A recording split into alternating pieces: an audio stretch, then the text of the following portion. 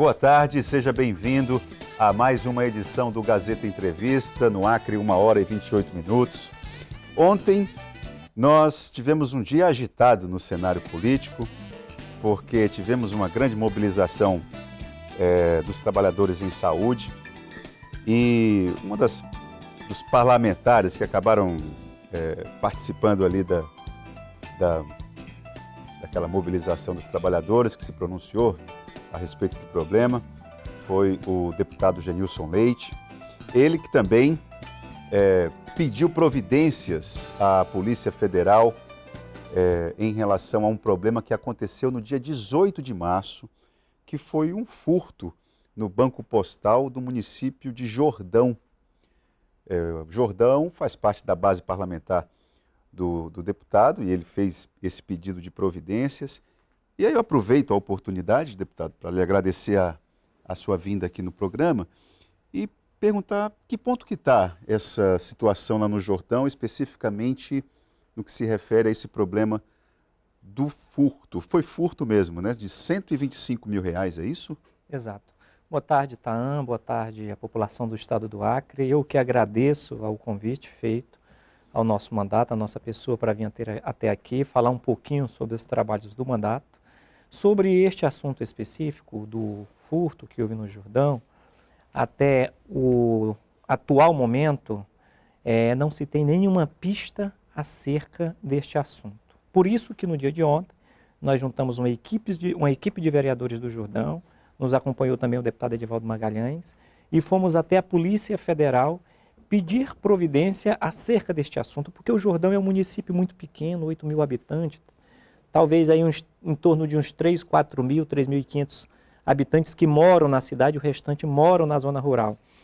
O sujeito chega, num final de tarde, no banco postal, porque dentro do correio funciona o Banco do Brasil, então o sujeito chega no finalzinho de tarde no banco postal, leva R$126 mil e não se tem notícia para onde foi esse dinheiro. E Jordão é um município isolado, só pode sair por rio? A pessoa só chega lá ou pelo rio ou de avião. Ou de avião. Né? E quando chega uma pessoa diferente, estranha, todo mundo diz, olha, aquela pessoa ali não é daqui do Jordão não, está visitando. Então todo mundo conhece todo mundo.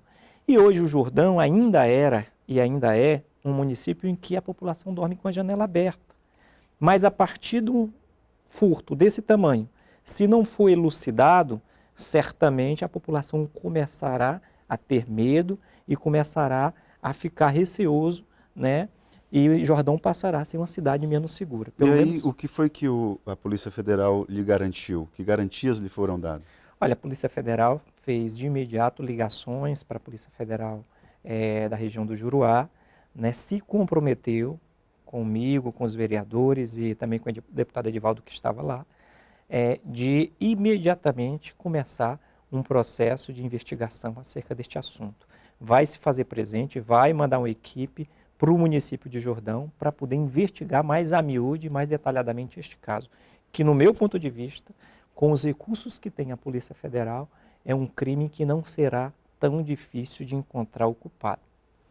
Deputado, ontem foi, como eu anunciei aqui no início da nossa conversa, ontem foi um dia, não diria tumultuado, mas movimentado ali na Assembleia Legislativa. Os trabalhadores em saúde fizeram a mobilização. Ali, naquele momento, eles estavam em greve e depois decidiram em assembleia por suspender o movimento. Bom, o senhor fez parte da base de apoio do governador Tião Viana na Assembleia Legislativa. E a situação do PROACRE, do ProSaúde, ela foi, se não desvirtuada, pelo menos agravada na gestão do ex-governador Tião Viana. O senhor se sente parte do problema?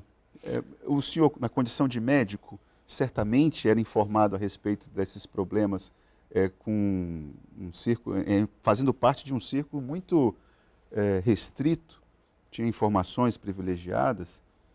O que houve que não teve uma intervenção correta por parte do parlamentar? Olha só, primeiro, destacar que acerca deste assunto do ProSaúde, em específico, o governo atual, né, não pode ser culpado pelos problemas que aconteceram lá atrás. né? Sem dúvida. O governo atual não tem culpa dos problemas que aconteceram lá atrás em relação e dos erros que não vêm do tempo que eu comecei como parlamentar, que vem bem de trás, né? Dos erros que aconteceram para trás. O que acontece em relação a esse governo e por que os sindicalistas estão cobrando e que o movimento está cobrando? Porque este governo que agora está, durante as eleições, que é o governador Gladys, que eu até considero um governo bem intencionado, mas tem patinado muito em relação à deliberação e execução de algumas coisas, assumiu um compromisso político com a categoria de que iria resolver o problema do pró-saúde. Então, se comprometeu, mesmo não tendo culpa dos erros lá de trás, tem que encontrar maneiras de poder apresentar uma resposta que honre a palavra dada, né? No nosso caso, no caso do nosso mandato, do meu mandato, né, como deputado estadual, na legislatura anterior, mesmo sendo base do governador Tião Viana, nós fizemos um enfrentamento político na Assembleia Legislativa para poder resolver este problema do pró-saúde.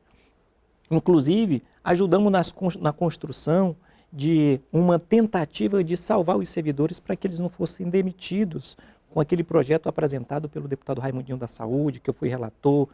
O projeto caiu, depois fomos na Justiça, fui junto com a PGE e conseguimos, a partir de uma conversa que se teve, a doutora Lídia, prorrogar as demissões mais para frente.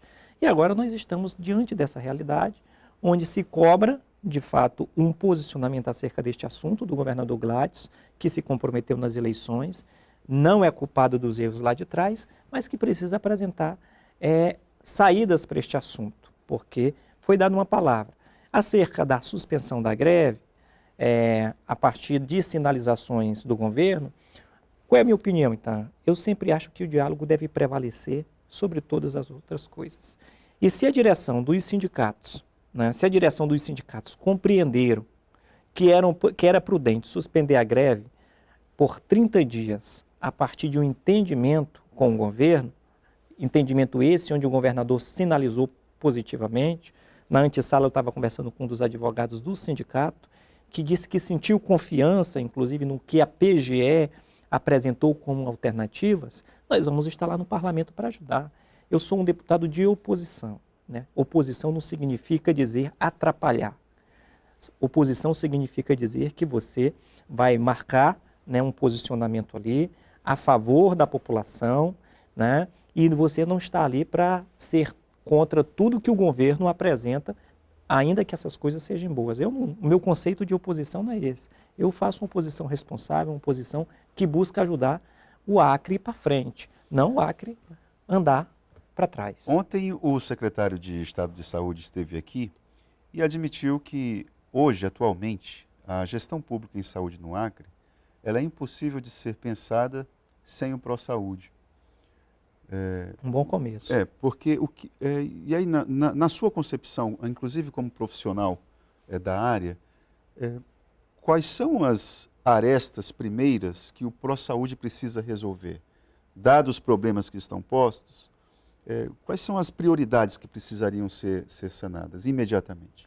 Olha, primeiro tem que cessar as demissões, né? Porque se continuar demitindo o servidor, daqui a pouco nós não temos quem trabalhe, né? O governo tem dificuldade de fazer contratações provisórias. Quando abre um edital provisório, aí, como esse que foi aberto agora, gera muito conflito, porque uma categoria diz, olha, os técnicos de enfermagem estão questionando porque só houveram 40 vagas. Fisioterapeutas. Os fisioterapeutas não houve nenhuma vaga, né? Os médicos nefrologistas não houve vaga. Então, esses editais provisórios ou outros editais criam muito problema. Então, nós temos que resolver o problema desses servidores que já estão há muito tempo aí trabalhando.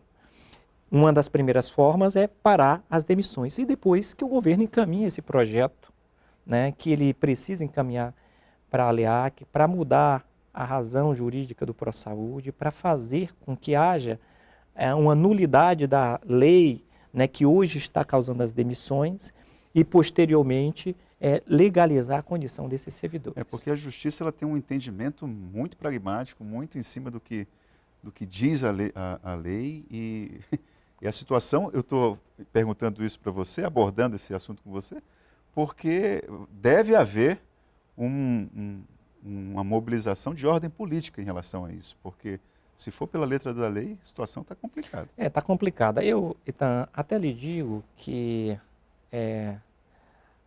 houve uma certa tolerância da Justiça do Trabalho em relação a essa questão das demissões.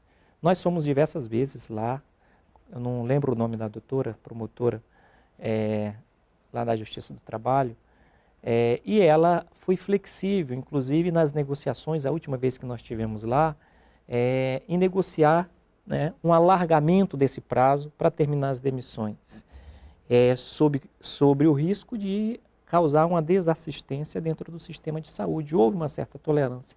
Mas, infelizmente, tudo isso que está acontecendo na área jurídica também foi provocado lá atrás, né? Porque houve muito questionamento sobre o pró-saúde, o pró-saúde, né? É um sistema que escraviza as pessoas e havia algumas razões disso, então foi muito questionado e a justiça agiu, a justiça foi provocada.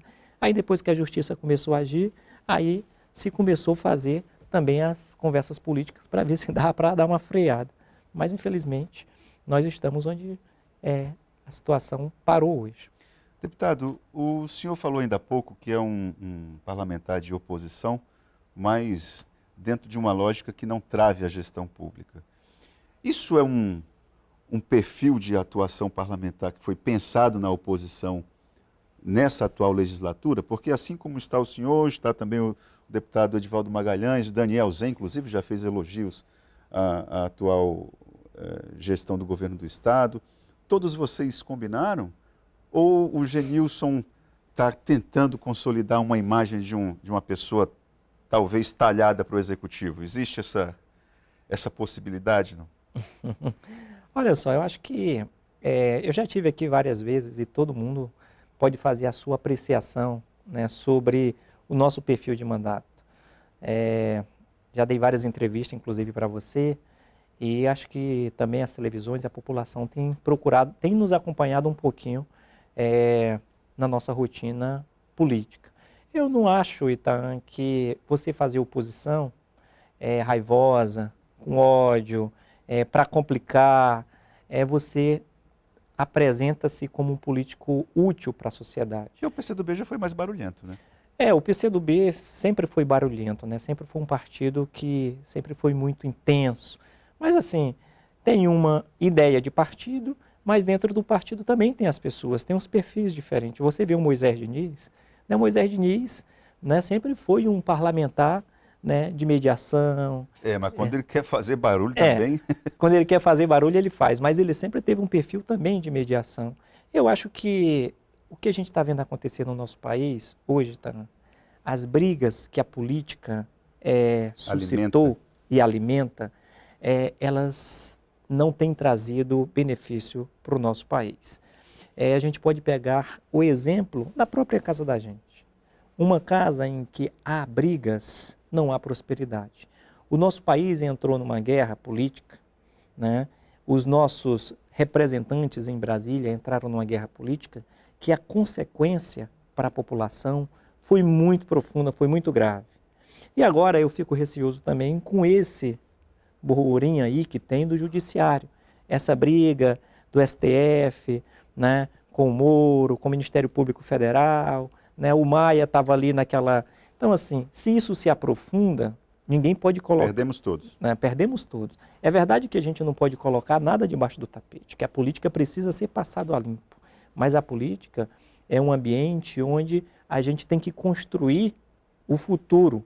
E o futuro não se constrói a partir de briga, de desentendimentos. O futuro se constrói a partir de acordos bons para a população, de conversação, de diálogo, dessa maneira. Você viu o resultado daquela crise que nós tivemos agora com o impeachment da Dilma, aquela guerra toda. Os nossos presidentes, né, estão todos presos. Está o Lula preso, né? Estava o Temer preso, né, e risco de outros. Que agora virou réu. Que agora virou réu. Agora eu estou sentindo a Aleac muito parceira do Palácio Rio Branco, assim. Eu estou sentindo um ambiente que isso não é de todo ruim, mas eu não sei até quando esse ambiente vai, né? Eu vou lhe dar a minha opinião sobre este assunto. Eu acho que a atual oposição está sendo muito responsável, que é diferente de ficar calada, por ser tão parceiro, né, está sendo responsável porque é um governo que está começando, que nós estamos enxergando que está tendo dificuldade. Inclusive, parte da base do Gladys está fazendo mais barulho Mas, sem dúvida. do que a gente, né? Então nós estamos sendo responsáveis com o atual governo, estamos dando um crédito, uma confiança para que ele possa fazer um bom governo. Porque se ele fizer um bom governo, toda a população acriana ganha e nós podemos fazer a nossa política independente de qualquer coisa. Obrigado pela sua vinda aqui mais uma vez, Janilson. Muito obrigado, Itan. Obrigado a você que está nos assistindo. Forte abraço. Gazeta Entrevista volta logo após, falando especificamente sobre o ProSaúde. Até lá.